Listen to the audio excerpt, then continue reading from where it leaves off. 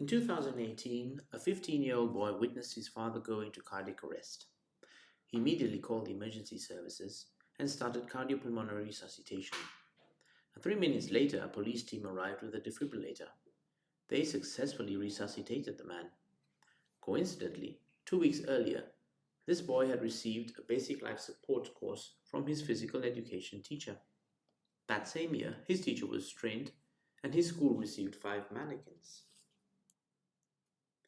If you're interested in basic life support in schools and teaching children or the Kids Saves Lives initiative, I'd like to invite you to read our open access article, The ABC Saves Lives Teacher-Led Basic Life Support Program in Navarra, Spain. Published in Sage Open. I'm Clint Jean-Louis, co-author of the article, and I'll give you a short summary of the paper. Our program consists of empowering physical education teachers through basic life support education and the provision of materials to implement a long-term and sustainable school program. Our goal is for children and future adults to perform high-quality CPR.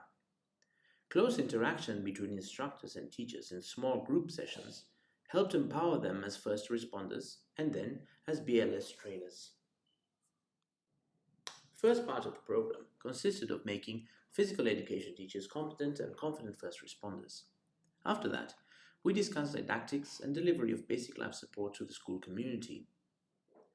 After a 6 to 8 week period of implementation, we received feedback from the teachers. While the instructors focused on basic life support skills that children were expected to develop, teachers provided insights on delivery. That way, we developed education material for teachers with them. As a result, we found that teachers began basic life education at a very tender age, from kindergarten to early primary school.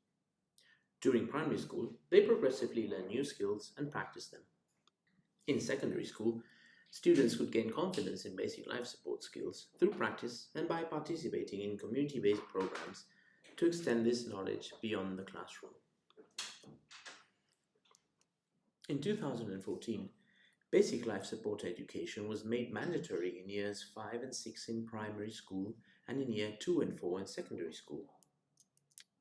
One of the limitations of our study is that we did not carry out continuous evaluation of students' CPR skills, although we did carry out very short studies once in a while to test and improve our program. Another limitation was that basic life support delivery in the course was carried out in small groups, with instructors to teachers ratio of 1 to 4 to 6, whereas in reality teachers have usually about 15 to 30 students in class. However, we were confident that teachers were able to adapt the material and the practical skills for their students. We have maintained close contact with teachers and schools to continue developing materials for our education program.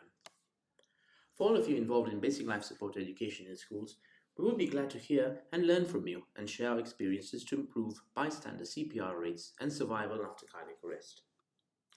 We acknowledge the work and the efforts of our instructors to make the school program work and for making it possible for that young man to have saved his father's life.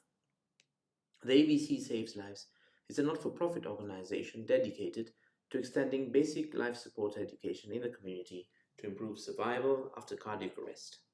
Thank you very much for your attention.